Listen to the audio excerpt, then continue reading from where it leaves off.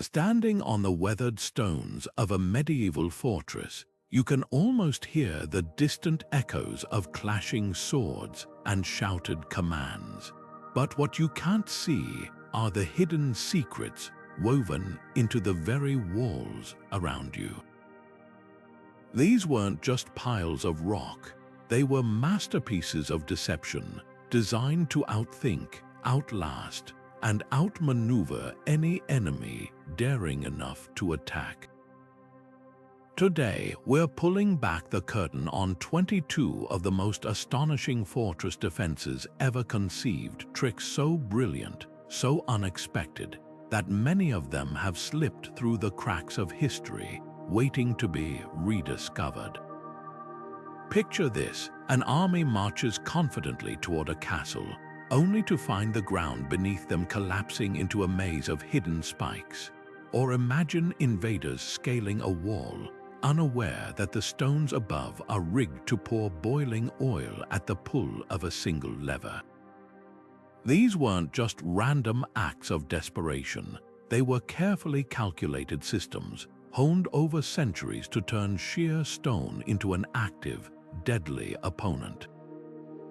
From false tunnels that led attackers in circles to walls built at angles that made climbing impossible, every detail was a silent guardian, a silent whisper of genius from the past.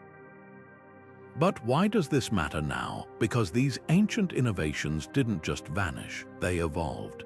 The same principles that kept medieval fortresses standing against impossible odds are still used today in modern security, architecture, and even military strategy.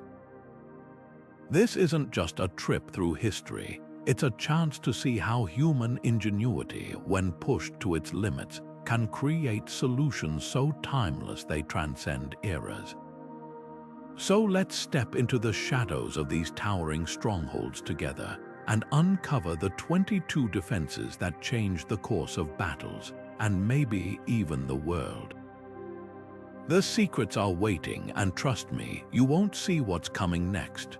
To truly grasp the brilliance of medieval fortresses, we have to step back into an era where survival wasn't just about strength, it was about outsmarting your enemy at every turn. Think of these structures not as inert piles of rock, but as living, breathing puzzles designed to confound and crush anyone foolish enough to underestimate them. During the Crusades, for example, castles weren't just shelters, they were psychological weapons. A towering keep wasn't just intimidating, it forced attackers to waste precious time and resources scaling it, all while exposing them to relentless arrow fire from hidden slits in the walls. And in the 100 Years' War, the constant back and forth of sieges led to an arms race of innovation, where every new attack was met with an even more devious defense. Take the humble curtain wall, seemingly just a tall barrier, but look closer and you'll see it's angled slightly outward. This wasn't an architectural quirk, it was a calculated move to make scaling ladders useless, as the slope would cause them to slip at the worst possible moment. Then there were the murder holes, those innocent-looking gaps in the ceiling above gateways. One wrong step, and invaders would find themselves drenched in boiling tar or pierced by arrows from above, with no way to fight back. Even the layout of the fortress itself was a trap. Many were built in concentric rings, so even if attackers breached the outer wall, they'd find themselves trapped in a killing zone, exposed to fire from all sides. But the real genius lay in the details. Some castles had staircases spiraling clockwise, forcing right-handed swordsmen, the vast majority, to fight at a disadvantage as they climbed. Others used false doors and dead-end passages to lure enemies into ambushes. And let's not forget the psychological warfare. Rumors of hidden pits filled with spikes or walls lined with flammable materials kept attackers second-guessing every move. These weren't just buildings, they were chessboards where every stone was a move in a deadly game. And as we'll see next, some of their most ingenious tricks were hiding in plain sight all along. Even the simplest architectural features could become deadly tools in a fortress's arsenal. Take staircases, for example. At first glance, they seem like just a way to move between floors, but medieval engineers turned them into silent killers. Many castles were built with spiral staircases that twisted clockwise as they rose. Why? Because the vast majority of attackers would be right-handed, forcing them to wield their swords at an awkward angle against defenders coming down from above. Every step became a battle against physics, with a wall blocking their swing while defenders had free range to strike. But staircases were just the beginning. Some fortresses took deception even further with steps of uneven height. Imagine charging up a dimly lit staircase in the heat of battle, only to misjudge a step because one was slightly taller than the rest. A stumble at the wrong moment could mean the difference between life and death, and the defenders knew it. These subtle irregularities weren't accidents. They were carefully calculated to disrupt an invader's rhythm, turning a simple climb into a perilous gauntlet. Then there were the staircases that led nowhere, dead ends designed to funnel attackers into kill zones. An invading force might think they'd found a back route into the heart of the castle, only to discover the passage abruptly stopped, leaving them trapped in a narrow space with no retreat. Meanwhile, hidden archers could pick them off from slits in the walls or holes in the ceiling. It was like walking into a maze where every turn was another potential death trap. And if stairs weren't enough, some castles added another layer of psychological warfare, false wear patterns. By carving steps to look older and more worn in certain spots, defenders could trick attackers into taking a particular path, one that just happened to lead straight into an ambush. Even the sound of footsteps could be manipulated. Hollow spaces beneath staircases amplified noise, making a small force sound like an approaching army, sowing panic among invaders before they even reached the top. These weren't just defensive measures, they were masterclasses in misdirection, turning the very architecture of a fortress into an active participant in battle. Every stone, every step, every shadow was another weapon in an endless war of wits. And as we'll see next, some castles took this deception to even more extreme levels, proving that sometimes the best defense was making your enemy question reality itself.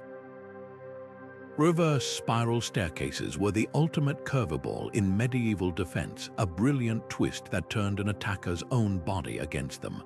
While most castles relied on clockwise stairwells to hinder right-handed invaders, a handful of fortresses flipped the script entirely. Imagine storming a tower, your sword arm pinned awkwardly against the wall, only to realize the stairs were spiraling the wrong way. Now your shield side, the one meant to protect you, was suddenly exposed, leaving you vulnerable to downward strikes from defenders. It was a psychological gut punch disguised as architecture. The Crichton Castle in Scotland mastered this deception. Its counterclockwise staircase forced attackers to climb with their left side forward, rendering their shields nearly useless. Every step upward became a battle against their own instincts, while defenders above could rain blows with perfect precision. But the real genius wasn't just the reversal, it was how these staircases played on predictability. After centuries of facing clockwise designs, armies grew accustomed to the rhythm of right-handed combat. A single reversed staircase could throw an entire assault into chaos, buying precious time for the castle's archers to reload or reinforcements to arrive. And the tricks didn't stop at the spiral. Some staircases incorporated hidden pitfalls, loose steps that tilted underfoot, sending climbers tumbling back into their own ranks. Others narrowed dramatically near the top, funneling invaders into a bottleneck where a single defender could hold off dozens. Even the texture of the stone was weaponized. Worn smooth by design, steps became slippery underfoot, especially when doused with water or oil. But perhaps the most diabolical twist of all, some castles mixed both directions within the same structure. Attackers would adapt to one spiral, only to round a corner and face the opposite, leaving them disoriented and defenseless. It was like forcing someone to switch writing hands mid-sentence, a small change with catastrophic consequences. These staircases weren't just paths, they were puzzles with life or death stakes. And as we're about to see, doors held just as many secrets, proving that in a medieval fortress, even the most ordinary features could be fatal deceptions. Nothing lured invaders to their doom quite like a tantalizing weak spot, especially when it was all a lie. Some of history's most cunning fortresses featured gates that looked like glaring vulnerabilities, their timbers aged, their hinges rusted, practically begging to be smashed through. But the moment attackers broke through, they'd realize the horrible truth. They hadn't found a shortcut to victory. They'd stepped into a death trap. Take the mighty Crac des Chevaliers, a Crusader fortress in Syria. Its outer gate was designed to collapse under pressure, funneling enemies into a narrow passage known as the Killing Alley. Walls curved inward like a funnel, forcing invaders into a cramped space where they couldn't raise their weapons properly. Then, from slots in the ceiling, defenders would drop everything from boiling water to quicklime, a substance that could blind and suffocate in seconds. The gate wasn't weak, it was bait, and the castle's architects knew arrogance would do the rest, but the deception didn't stop there. Some castles added a second layer of trickery with false inner gates. After breaching the first, weak entrance, attackers would celebrate prematurely, only to find themselves trapped between two fortified barriers. With the outer gate sealed behind them and the inner gate locked ahead, they were fish in a barrel, exposed to arrows, rocks, and worse from every angle. The defenders didn't just outfight their enemies, they outthought them at every turn. Even the materials played a role. Some gates were reinforced with hidden iron bars or lined with fire-resistant clay, making them far sturdier than they appeared. Others had grooves in the floor designed to collect spilled oil, which could be set ablaze at a moment's notice. And let's not forget the psychological toll. Nothing demoralized an army faster than realizing their hard-won breach was just the beginning of their nightmare. These gates weren't flaws in the design, they were the design, a masterstroke of reverse psychology, turning an attacker's confidence into their greatest weakness. And if that wasn't devious enough, wait until you hear about the next trick where castles didn't just trap their enemies, but made the very walls themselves into weapons. The pivot bridge was the medieval equivalent of a trapdoor disguised as solid ground, a masterstroke of mechanical deception. Unlike traditional drawbridges that lifted straight up, these bridges were mounted on a central axis, allowing them to spin sideways with terrifying speed. Picture an invading force charging across what seems like stable timber, only for the entire structure to suddenly tilt, sending soldiers and siege equipment tumbling into a pit of spikes or a moat below. The genius wasn't just in the drop, it was in the unpredictability, because the bridge's weight distribution was intentionally uneven. Even a slight shift in pressure, like a single soldier stepping too far to one side, could trigger its collapse without warning. Castles like Bodiam in England took this concept to ruthless extremes. Their pivot bridges weren't just fail-safes, they were active weapons. Hidden counterweights beneath the platform made it possible for defenders to flip the bridge remotely, often from a protected room inside the gatehouse. Attackers might think they'd gained a foothold, only for the ground to literally twist beneath their feet, and for siege engines, it was a logistical nightmare. Heavy battering rams or towers couldn't risk crossing without the bridge snapping sideways like a trap, leaving them stranded or shattered in the ditch below. But the real psychological power of the pivot bridge lay in its duality. By day, it functioned as a normal crossing, lulling enemies into complacency. By night or at the first sign of attack, it became a lethal pendulum. Some versions even had detachable sections, so even if attackers managed to stabilize one side, the other could still give way. This wasn't just a bridge, it was a kinetic illusion, proof that medieval engineers understood the art of suspense as well as any modern thriller writer. And if that wasn't enough, many pivot bridges were paired with another nasty surprise: false floors. What looked like sturdy planks might actually be thin veneers covering gaps designed to collapse under the weight of armored troops. Combine that with the bridge's spinning motion, and you had a recipe for chaos. It's no wonder these structures rarely survived in modern restorations. Their secrets were too dangerous to leave intact. Yet for all their ingenuity, pivot bridges were just the beginning, because the next layer of defense, the walls themselves, held tricks that made even these spinning death traps seem simple by comparison. Hollow wall galleries were the medieval equivalent of a fortress coming alive, stone walls that breathed arrows and spat fire. These weren't just thick barriers, they were honeycombed with secret corridors, allowing defenders to move like ghosts through the very bones of the castle. Picture an invading army pressing against what seems like a solid wall, only to have death rain down from invisible slits above. The slots were cleverly disguised as masonry joints or decorative carvings, making them nearly impossible to spot until it was too late. The Château de Coucy in France took this concept to terrifying heights. Its walls housed multi-level galleries where crossbowmen could fire from 3 different elevations simultaneously, creating a lethal crossfire. Attackers would shield themselves from arrows at eye level, only to be struck from above or below. And if arrows weren't enough, some galleries had hinged panels that flipped open to pour scalding oil or quicklime, a corrosive powder that could eat through armor and flesh alike. The walls didn't just defend, they retaliated, but the real brilliance lay in the acoustics. These passages amplified the sound of footsteps, letting defenders track invaders' movements like a macabre game of Marco Polo.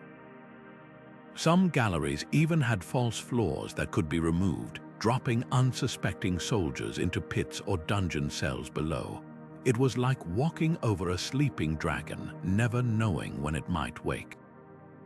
And then there were the psychological games. Defenders would sometimes light smoky fires in the galleries, making it seem like the walls themselves were breathing smoke, an eerie warning to superstitious attackers. Others used the hidden passages to stage sudden, ghostly appearances, emerging from what looked like solid stone to strike before vanishing again. These walls weren't just built to withstand sieges, they were designed to break spirits. Now, imagine facing all this only to realize the castle had one more surprise in store, and this time it wasn't hidden in the walls, it was lurking in the water below. Nothing shattered an invader's confidence faster than water that fought back. What looked like a shallow, manageable moat could transform in an instant into a nightmare of submerged spikes, iron-tipped stakes hidden just below the murky surface, waiting to impale anyone reckless enough to wade through. These weren't random hazards, they were carefully engineered killing fields. The water itself became an accomplice, its cloudy depths concealing the deadly array until boots hit the spikes. Some fortresses took this deception to chilling extremes. At Caerphilly Castle in Wales, the moat spikes were staggered at varying heights, ensuring that even if attackers avoided the first row, the next step could drive a stake straight through a foot or thigh. And the spikes weren't passive, many were angled forward, so the weight of a soldier's own movement would drive the barbs deeper. Trying to pull free only worsened the injury, leaving men trapped and bleeding in water that soon ran red. But the real cruelty lay in the timing.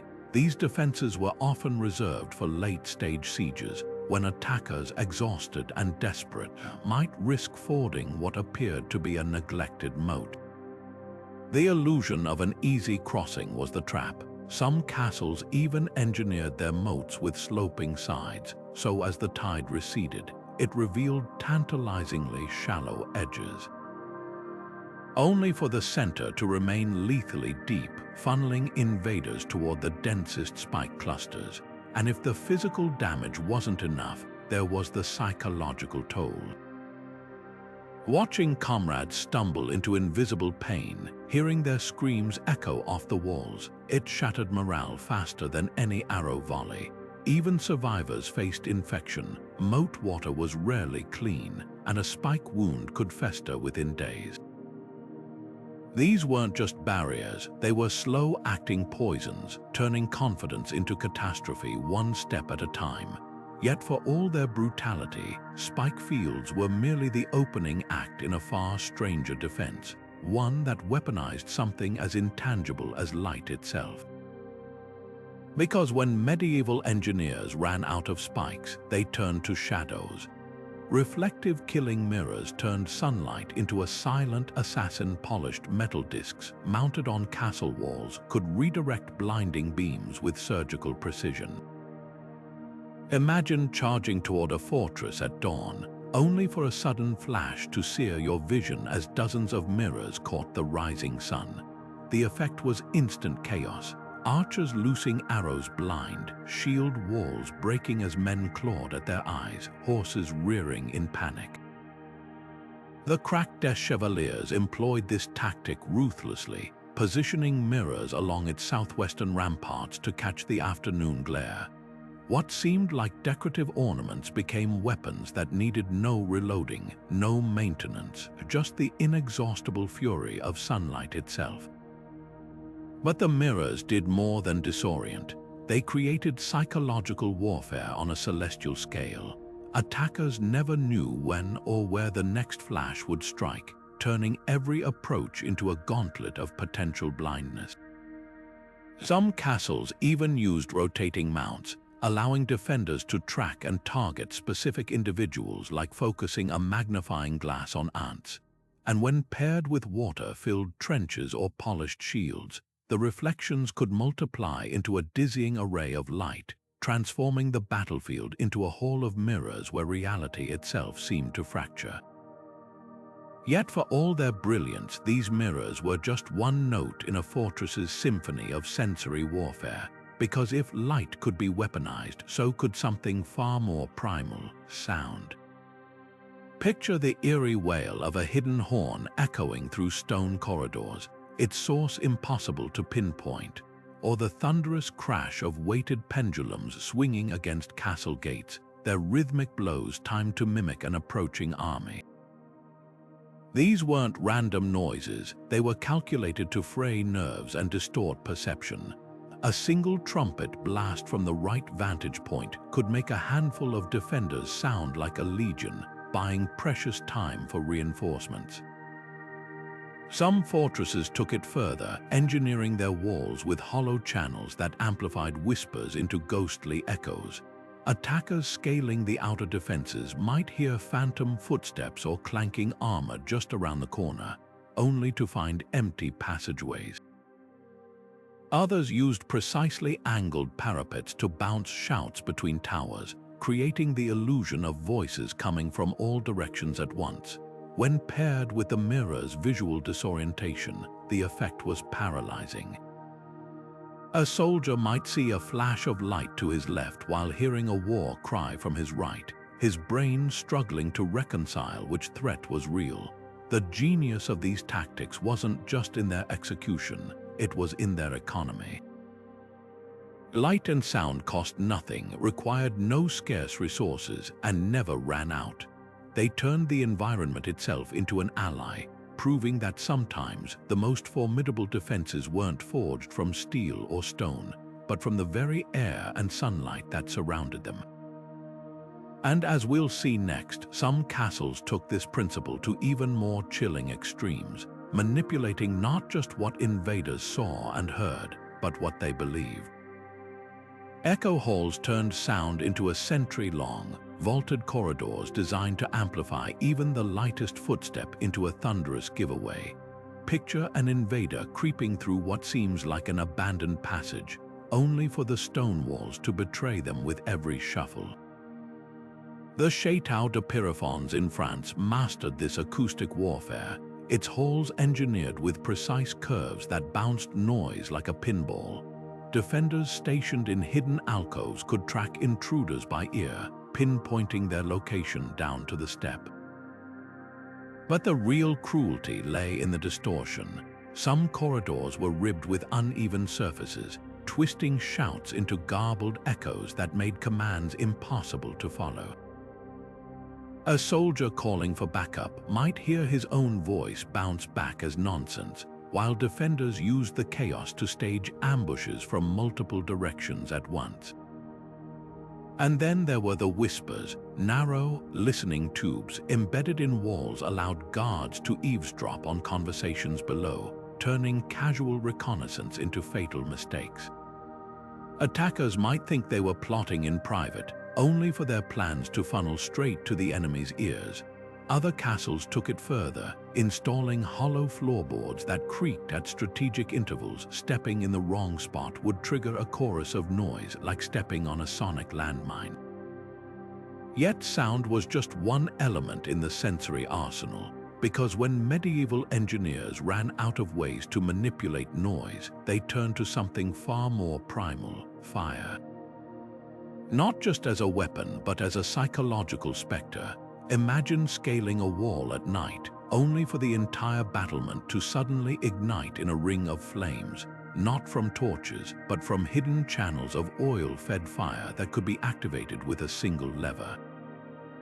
These weren't random bursts, they were calculated terror, designed to make invaders question whether the very stones beneath them might erupt without warning. Some fortresses lined their outer walls with iron grates, not to block entry, but to funnel flammable liquids down onto attackers below. A single spark could turn a siege into an inferno. Others used fire as misdirection, setting controlled blazes on one side of the castle to lure enemies into a trap on the other. But the most ingenious trick: flame-proofing. By soaking certain walls in alum or clay mixtures, defenders could light their own structures ablaze without damage, creating walls of fire that parted like curtains for retreating allies but swallowed advancing foes. Fire didn't just defend these castles, it danced for them, a lethal puppet with strings pulled by unseen hands. Flame trenches were the medieval equivalent of drawing a line in the sand, only this line was a roaring inferno that could appear in the blink of an eye. Picture an army charging across what seems like open ground, their formation tight and disciplined, when suddenly the earth itself erupts in flames. Hidden beneath the dirt were shallow trenches filled with oil-soaked reeds or quick-burning pitch, connected to underground channels that defenders could ignite with a single torch from the safety of the walls. The effect was instant chaos, a wall of fire slicing through the heart of an advancing force, cutting off vanguards from reinforcements and turning coordination into catastrophe. The real genius, though, wasn't just the fire, it was the timing. These trenches were often left unlit until the perfect moment, letting attackers grow overconfident as they crossed what seemed like undefended terrain. Some castles even disguised the trenches as irrigation ditches or wagon ruts, masking their true purpose until it was too late. And once ignited, the flames didn't just burn, they created psychological havoc. Horses would rear in terror, armor became an oven, and the sudden heat could warp metal weapons, leaving them useless. But the cruelty didn't stop there. Many flame trenches were paired with what looked like escape routes, narrow gaps in the fire where attackers could theoretically retreat. These were anything but merciful. In reality, they funneled fleeing soldiers into kill zones where archers waited with clear lines of sight. Others led straight into camouflaged pits or secondary trenches, rigged to ignite the moment enough people crowded inside. It was a masterclass in misdirection. Give your enemy just enough hope to walk into a worse nightmare. the most diabolical versions used terrain to their advantage. At Mont Saint-Michel in France, flame trenches were dug along natural slopes, so burning oil would cascade downhill, creating a tidal wave of fire that swallowed entire battalions. Others employed wind direction, waiting for a breeze to carry flames sideways into flanking forces who thought they were safely out of range. This wasn't just fire as a barrier, it was fire as a living, strategic entity, bending to the defender's will. And yet, for all their devastation, flame trenches had one flaw. They were one-time use. Once burned, the trench was just a scar in the earth. That's why the smartest fortresses paired them with an even more insidious trick, one that didn't just trap invaders, but turned their own instincts against them. Because sometimes the deadliest weapon wasn't fire or steel, but the human mind itself. Feigned escape routes were the ultimate psychological trap, a tantalizing promise of victory that turned into a nightmare. Picture this: after days of brutal siege, attackers finally breach a castle's outer defenses, only to discover a dimly lit tunnel marked with scratches or torch marks, as if fleeing defenders had used it in desperation. The temptation was irresistible: follow the path, catch the enemy off guard, and claim the fortress. But the moment they stepped inside, the real game began. These tunnels weren't shortcuts to glory. They were labyrinths of doom, engineered to exploit an invader's overconfidence. Take the legendary fortress of Alamat, where hidden passages twisted and turned with no exit, leading invaders deeper into the bowels of the stronghold. Walls would suddenly narrow, forcing soldiers to shed their armor to squeeze through, only to find themselves trapped in a chamber with no way out. Others had floors that sloped imperceptibly downward, guiding attackers into submerged pits or rooms rigged to flood. The genius wasn't just in the dead ends, it was in the details. Fake torch sconces hid murder holes where archers could pick off stragglers, while grooves in the walls funneled oil or poison gas into the confined space. But the most diabolical trick, some tunnels looped back to the beginning, depositing exhausted, disoriented invaders right where they started, now surrounded by fresh defenders. It was like a cruel joke written in stone, turning the attackers' own momentum against them. And if that wasn't enough, a few castles added auditory illusions, whispering vents or echoing chambers that made footsteps sound like they were coming from every direction, leaving invaders too paranoid to trust their own senses. Now imagine surviving that ordeal, only to look up and realize the ceiling itself was a weapon. Because in medieval fortresses, even the overhead beams had a role to play in the carnage. Collapsing roofs turned gatehouses into giant mousetraps, innocent-looking ceilings that could pancake an entire squad in seconds. The trick was in the illusion. Attackers would see sturdy wooden beams overhead, not realizing the supports were carved from rotten timber or balanced on hidden counterweights. One wrong step or a single rope cut from above, and the entire structure came crashing down. At Conwy Castle in Wales, the gatehouse ceiling was rigged with loose stones stacked on concealed platforms.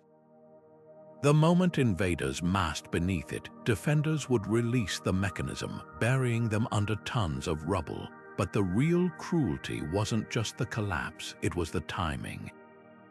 These traps were often sprung after attackers thought they'd secured the gate, letting them celebrate for a heartbeat before the sky fell.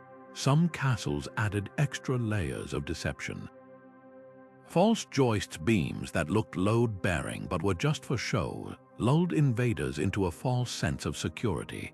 Others used tension ropes disguised as frayed debris, so when desperate soldiers grabbed them to steady themselves, they unwittingly triggered the collapse. And the debris itself was carefully chosen.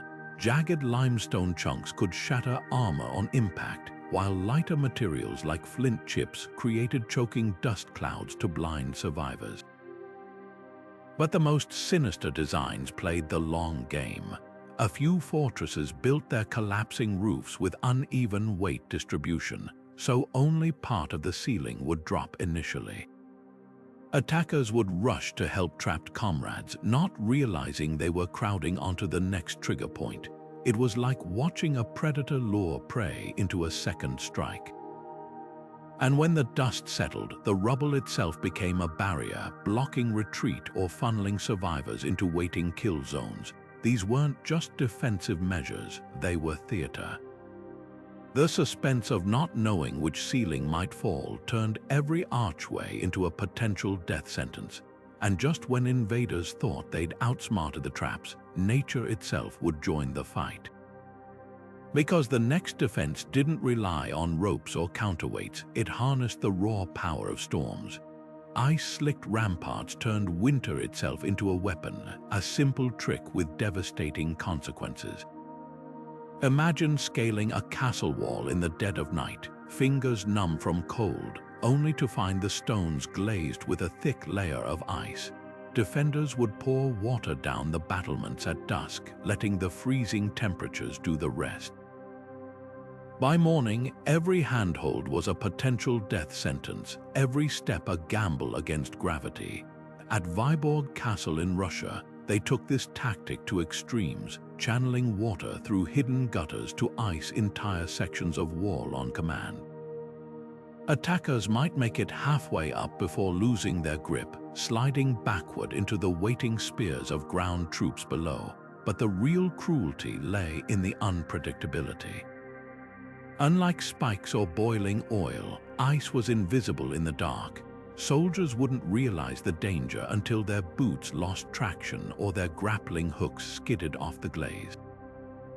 And defenders adored the psychological toll, hearing the shouts of surprise, the clatter of dropped weapons, the sickening thud of bodies hitting stone. Some castles even alternated iced and dry sections, letting attackers think they'd found safe footing before the next patch sent them careening into the abyss.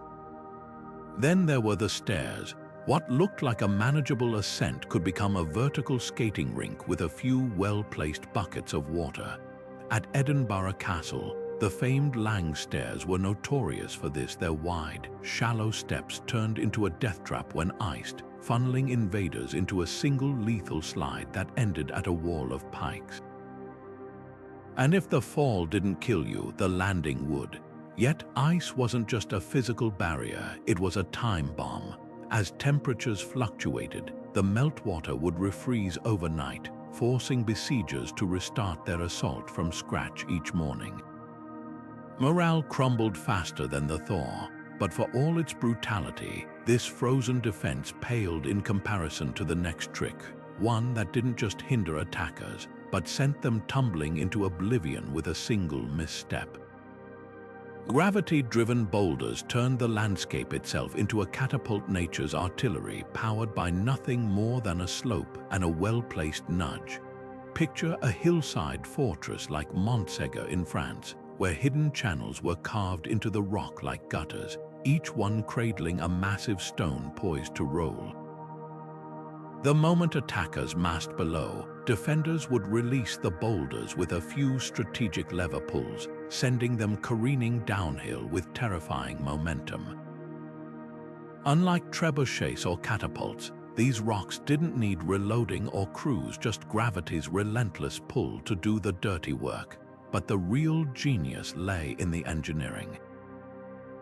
The channels weren't straight, they zigzagged to build speed unpredictably, making it impossible for attackers to dodge. Some were lined with polished stone to reduce friction, letting boulders accelerate like runaway wagons. Others had deliberate bumps or curves to launch the rocks into the air, turning them into airborne wrecking balls that could crush siege engines or punch through shield walls. And the boulders themselves were chosen for maximum carnage. Jagged limestone shattered on impact, sending shrapnel through ranks, while smooth basalt rolled farther, mowing down stragglers who thought they were out of range. The psychological effect was just as devastating. Unlike arrows or boiling oil, a rolling boulder was silent until the last second. soldiers might hear a distant rumble, but by the time they turned, it was already plowing through their comrades. And because the channels were camouflaged or covered with brush, there was no warning, just the sudden, visceral horror of watching a ton of stone carve a bloody path through your formation. Yet for all their brute force, these boulder runs were just the opening act, because when medieval engineers ran out of rocks, they turned to something far more insidious: the plants themselves. Because in the shadow of these fortresses, even the greenery had teeth. Botanical warfare turned gardens into graveyards, a slow-burning trap hidden in plain sight. Some castles surrounded themselves with thickets of thorny shrubs like blackthorn or gorse, their branches so dense and tangled they could shred leather armor and slow advancing troops to a crawl.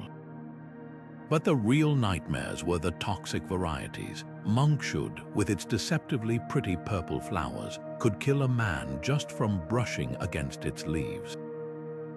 Or wolfsbane, planted along likely assault routes, its roots leaching poison into nearby puddles, so a single sip by a parched soldier could spell agony.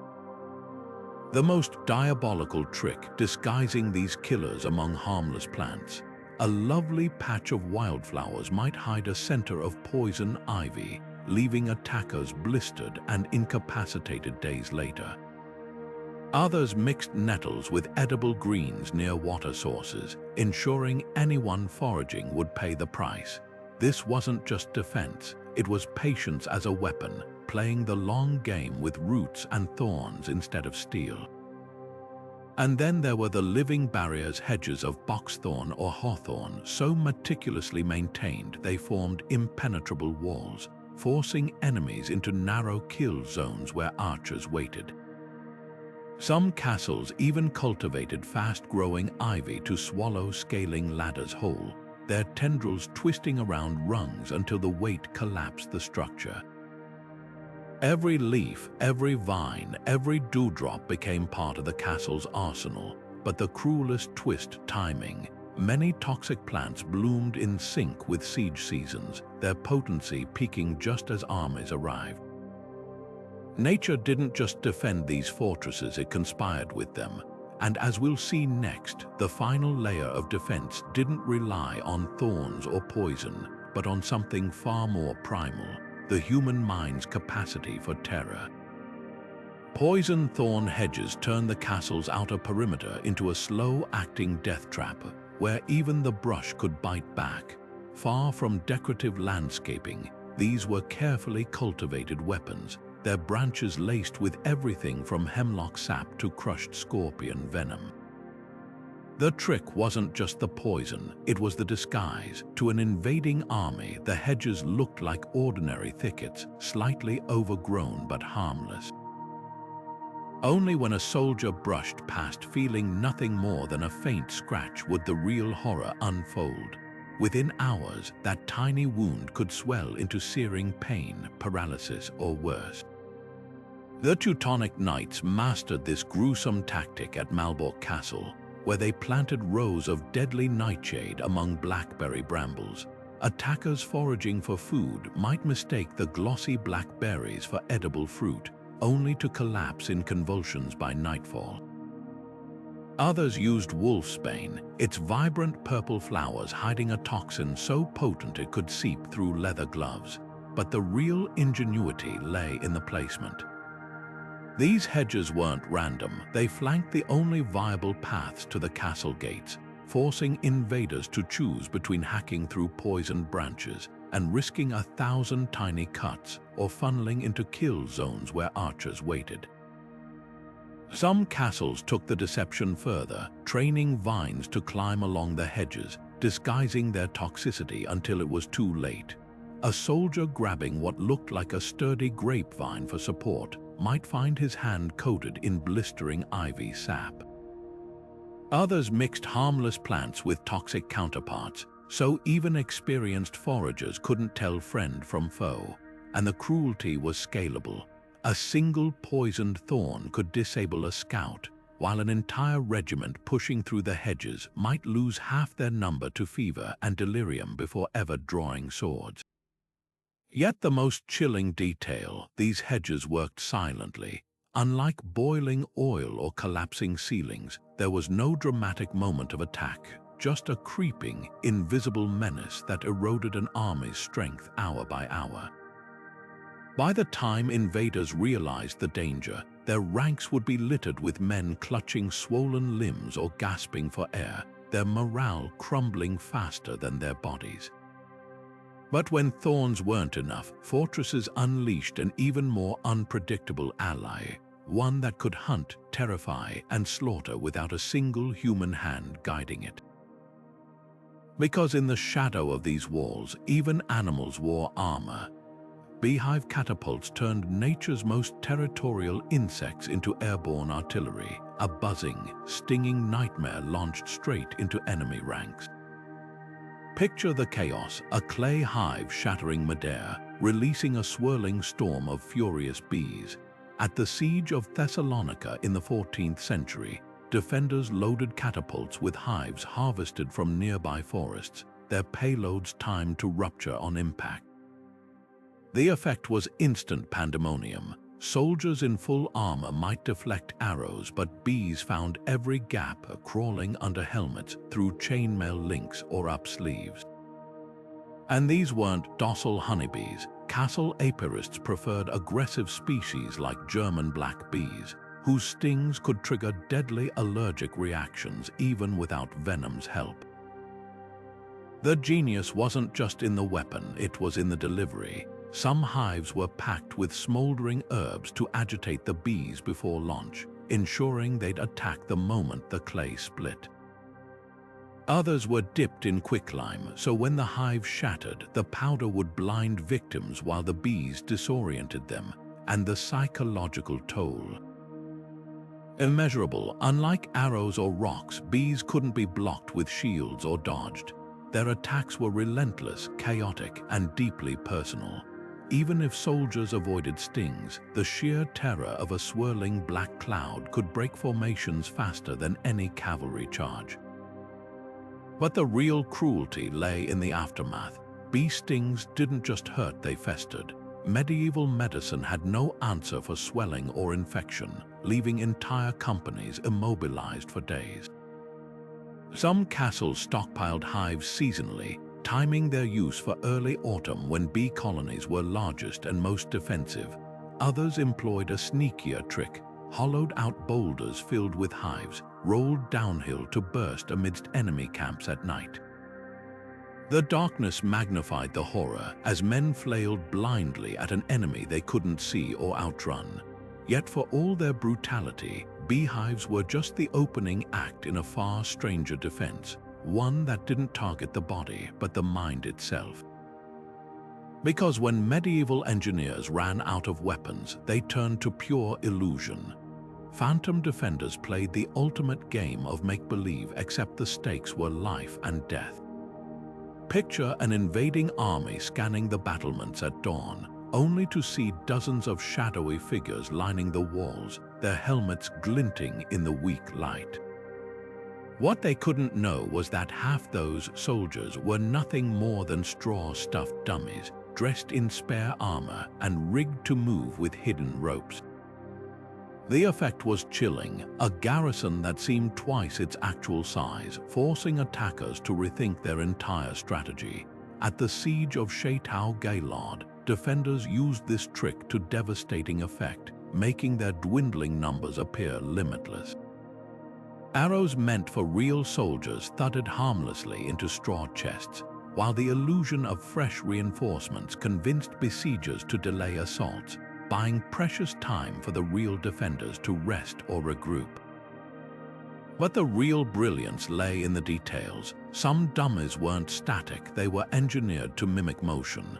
A gentle tug on a hidden pulley could make a decoy raise a crossbow or turn its head, creating the eerie impression of a vigilant sentry. Others were positioned near braziers, their silhouettes flickering in the firelight to amplify the illusion, and the psychological toll immeasurable. Attackers would waste hours, sometimes days, reassessing their plans, second-guessing every movement on the walls. Were those figures real guards or more straw men? By the time they risked an assault, the defenders had often repaired breaches or dug fresh traps behind the facade. Yet the most diabolical twist came at night. Some castles rigged their dummies with slow-burning fuses, so after hours of apparent stillness, a decoy would suddenly collapse as if struck by an arrow. The message was clear. Even in darkness, the defenders were watching. It was theater of the cruelest kind, where the set pieces bled into reality. Now, imagine facing this psychological warfare, only to discover the castle had one more trick up its sleeve, and this time it wasn't about deception. It was about turning the very liquids around you into weapons, because when medieval engineers ran out of straw, they reached for something far more elemental. Water that didn't just quench thirst but drowned hope. Quicklime Moats turned water into liquid agony, a deceptively calm surface hiding a caustic nightmare. When mixed with water, quicklime undergoes a violent chemical reaction, reaching temperatures hot enough to boil flesh while releasing fumes that could blind a man in seconds. The cracked des Chevaliers employed this brutal tactic, its moats secretly lined with troughs of powdered quicklime that defenders could dump into the water at a moment's notice. What looked like a shallow wade became a death sentence as the slurry clung to skin and armor, burning through leather and cloth alike. The cruelty was in the delayed horror. At first, invaders might feel only a mild sting, like stepping into slightly too warm bathwater. But within minutes, the real damage would begin. The lime would react with moisture in the air and on their skin, triggering a thermal reaction that cooked tissue from the outside in.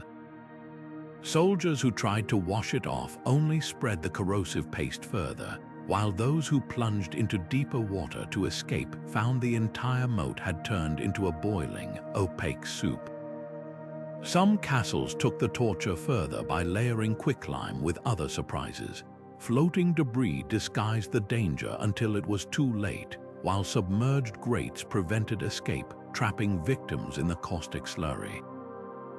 Others timed the lime release to coincide with high tide, ensuring the mixture would seep into every crevice of an attacker's equipment. Even the fumes became weapons clouds of choking vapor that forced besiegers to abandon their positions or risk collapsing lungs. But the most insidious detail, quicklime moats left no visible warning. Unlike spikes or flame trenches, the water looked utterly ordinary until the moment defenders chose to unleash hell.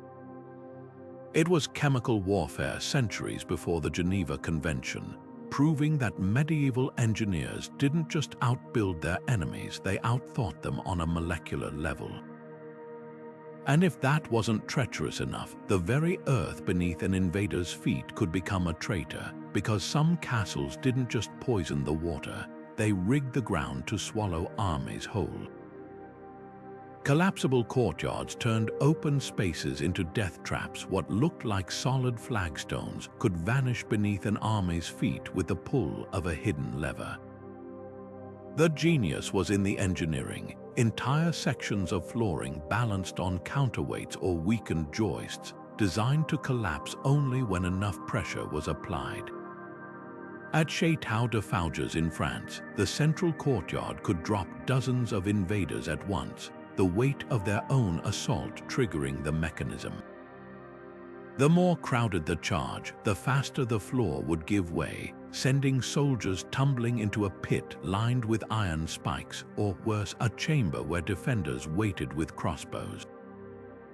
But the real cruelty lay in the staging. These courtyards weren't just random kill zones. They were positioned along the most logical attack routes, often after a breached gate or collapsed wall.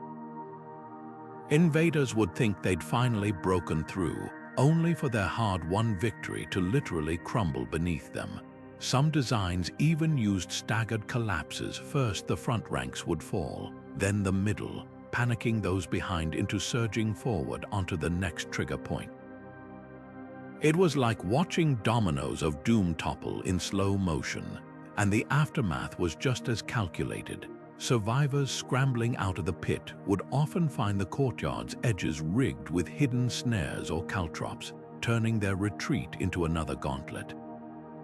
Others discovered the collapsible sections could reset, allowing defenders to reuse the trap multiple times. The psychological toll was immense. Every step across what seemed like safe ground became a gamble, every rallying cry cut short by the sickening crack of splitting stone. Yet for all their brutality, these flaws were just the prelude to an even deadlier game. Because when medieval engineers ran out of ways to make the ground disappear, they turned their attention upward to the towering siege engines that attackers relied on. And what they devised next didn't just neutralize those wooden giants, it turned them into instruments of their own destruction. Tower-toppling hooks turned physics into a fortress's deadliest ally, massive iron claws dangling from chains, waiting to snatch wooden siege towers mid-assault. Picture the scene, a towering behemoth of lumber inching toward the castle walls, packed with armored soldiers ready to storm the battlements. Just as it reaches striking distance, a hidden team of oxen lurches forward, yanking chains that send these hooked monstrosities swinging. The iron talons bite deep into the timber frame, and with a groan of protesting wood, the entire structure tips backward, crashing to the earth in a cloud of splinters and screams. The genius wasn't just in the hooks themselves, it was in the timing.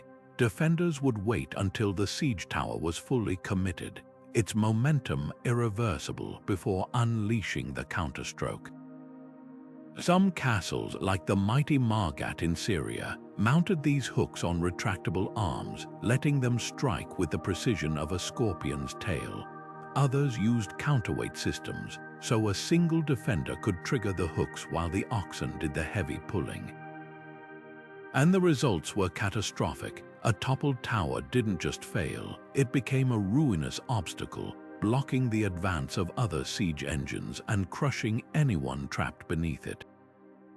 But the real cruelty lay in the aftermath. Siege towers weren't just tools, they were morale boosters, symbols of an army's ingenuity and momentum. Watching their pride collapse in an instant could shatter an invader's resolve faster than any arrow volley. Some hooks were even barbed, designed to splinter the tower as it fell, ensuring no chance of salvage. And if the attackers tried to rebuild, the defenders would simply repeat the process, turning each new tower into another doomed gamble. Yet for all their brute force, these hooks were just the beginning of a far stranger defense, one that didn't just break siege engines but broke reality itself. Because when medieval engineers ran out of ways to topple towers, they turned to something far more disorienting, mirrors that didn't just reflect light, but twisted perception into a weapon. Mirage Wells played the cruelest trick of all, offering salvation while delivering despair. Imagine an army, exhausted from days of marching under the scorching sun, spotting a well just outside the castle walls. The promise of fresh water would override all caution, drawing parched soldiers like moths to a flame. But as they lowered their buckets, the truth became horrifyingly clear. The well was either bone dry or worse, laced with poison. Some castles took this deception to sinister extremes, lining fake wells with quicklime or arsenic so the first sip brought not relief, but convulsions. The Crack des Chevaliers was infamous for this tactic, its wells strategically placed along common approach routes, their stone rims worn artificially smooth to suggest years of use. The genius wasn't just in the trap, it was in the timing. These wells often appeared after a prolonged siege when attackers were at their most desperate. Defenders might even stage fake withdrawals, abandoning the well as if they'd forgotten to destroy it, amplifying the illusion of luck and the psychological toll. Immeasurable, thirst is a primal torment, and watching comrades collapse after gulping poisoned water could unravel an army's discipline faster than any cavalry charge. Some castles added extra layers of cruelty, like shallow pits beneath the well where invaders would find not water, but rotting carcasses, a silent warning of what awaited those who pressed onward. But the most diabolical Mirage Wells weren't even physical. At Montsegur, defenders used polished shields to reflect sunlight into distant valleys, creating the shimmering illusion of oases. Entire companies would detour toward these phantom water sources, only to find barren rock underfoot. It was psychological warfare at its most refined, turning nature itself into a liar. And just when invaders thought they'd outsmarted every trick, the castle would unveil its final deception, shadows that didn't just conceal but killed. Because in the hands of medieval engineers, even darkness could be sharpened into a blade. Arrow slits with blind spots turned geometry into a silent killer, a mathematical trick hidden in plain sight. At first glance, these narrow openings in castle walls seemed like ordinary firing ports, but their true genius lay in the angles. Carved with precise inward splaying, they created deadly zones where attackers couldn't land a single shot, while defenders could pick them off with ease. The cracked des Chevaliers perfected this design, its slits flaring like the bell of a trumpet on the inside, giving archers a sweeping field of fire while leaving enemies staring at what seemed like an impenetrable stone wall. The effect was psychological as much as tactical. Charging toward a castle, invaders would see arrow slits and instinctively raise shields, only to realize their arrows veered uselessly into the walls, unable to find the narrow opening. Meanwhile, defenders inside had a clear funnel of death, their arrows guided by the slit's geometry like a laser sight. Some slits were even staggered vertically, forcing attackers to guess which level the next volley would come from.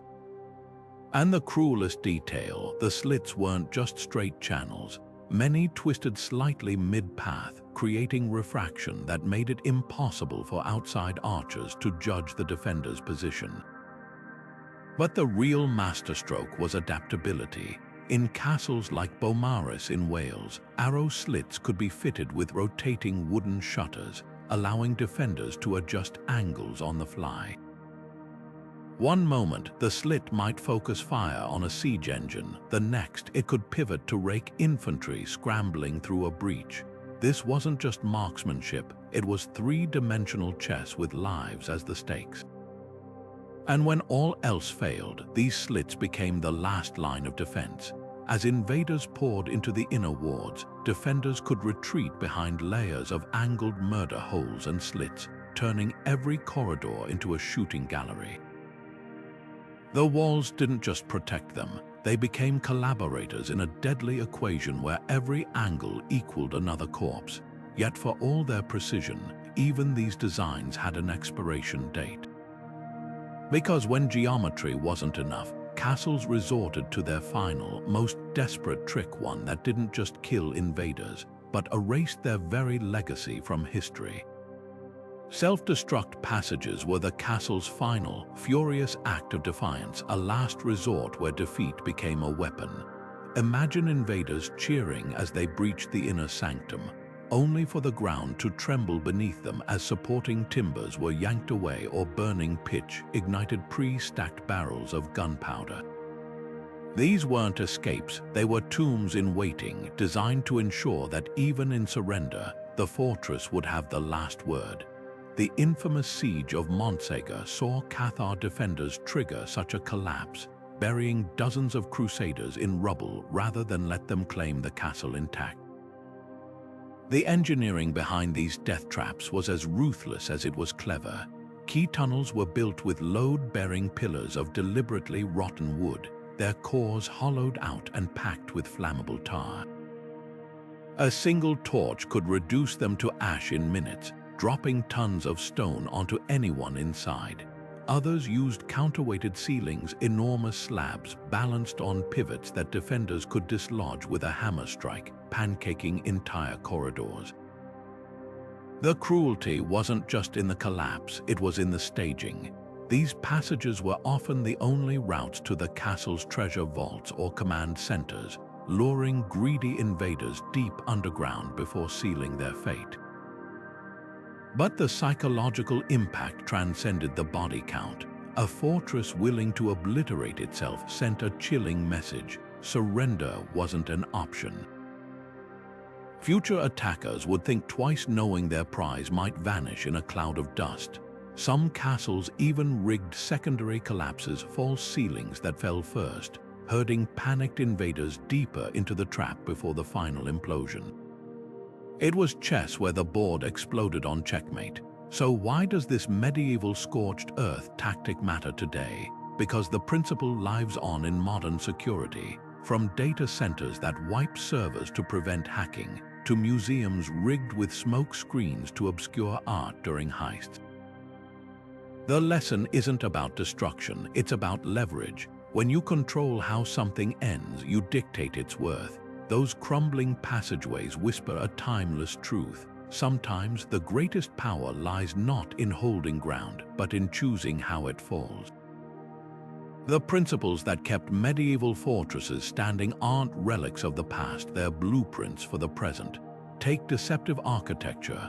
Today's high-security buildings use staggered entrances and mirrored hallways, not unlike the twisting staircases and false gates of castles. Even the Pentagon employs distance through design, forcing visitors to navigate a maze of corridors before reaching sensitive areas, a direct descendant of those concentric castle walls that funneled invaders into kill zones. And those arrow slits with their calculated blind spots, their DNA lives on in modern sniper posts, where narrow firing ports give defenders an edge while minimizing exposure. Psychological warfare has evolved too, swapping Beehive Catapults for digital disinformation. Medieval defenders spread rumors of hidden pits to sow doubt. Today, governments leak false data to destabilize adversaries. The goal remains the same: make your enemy question reality. Even the humble pivot bridge has a 21st century cousin: retractable roadblocks outside embassies and military bases, capable of flipping from harmless pavement to impassable barriers in seconds. But the most striking parallel isn't in the tools, it's in the mindset. Medieval engineers thrived under constraints, turning limitations into breakthroughs. When they ran out of stone, they weaponized shadows. When arrows grew scarce, they rigged ceilings to collapse. That same ingenuity fuels modern innovation, whether it's repurposing everyday tech for cybersecurity or using urban design to deter crime. The lesson isn't just about history, it's about human creativity under pressure. So the next time you walk past a building with oddly angled walls or a security checkpoint designed to disorient, remember, you're witnessing an idea that's centuries old yet timeless. Because the greatest defense isn't just strength or steel, it's the ability to outthink your opponent no matter the era. And as we've seen, when survival is on the line, brilliance doesn't just endure, it reinvents itself. From pivot bridges to phantom soldiers, these 22 defenses reveal more than just medieval ingenuity. They expose a mindset where every stone, shadow, and drop of water became a potential weapon. What's truly staggering isn't the brutality, but the creativity. These weren't crude traps, they were masterclasses in psychology, physics, and even chemistry, all orchestrated without blueprints or calculators. Take the Crack des Chevaliers Quicklime Moat, a toxic cocktail that weaponized basic chemistry centuries before modern warfare, or the echoing halls of Pyrophons where sound itself became a sentry. Each solution was a testament to human adaptability, proving that when survival is on the line, innovation thrives in the darkest corners. What's equally fascinating is how these designs blurred the line between defense and deception. A castle wasn't just a stronghold, it was a stage, and every attacker an unwitting actor in a deadly play. those false escape routes, they preyed on hubris. The collapsing courtyards, they exploited momentum. Even the simplest tricks, like uneven stair steps, reveal a profound understanding of human behavior. Medieval engineers didn't just anticipate their enemies' moves, they scripted them. Yet perhaps the most haunting legacy lies in the parallels to our world today. Modern security systems owe more to these ancient tricks than we realize. The pivot bridge's DNA lives on in retractable bollards that stop car bombs. Phantom defenders have evolved into holographic decoys used by militaries, and those arrow slits with their calculated angles, they're the ancestors of one-way bulletproof glass. The tools have changed, but the game remains the same. Outthink, outmaneuver, survive. So which of these defenses left you stunned? Was it the chilling efficiency of the spike-filled moat, or the psychological warfare of the whispering walls?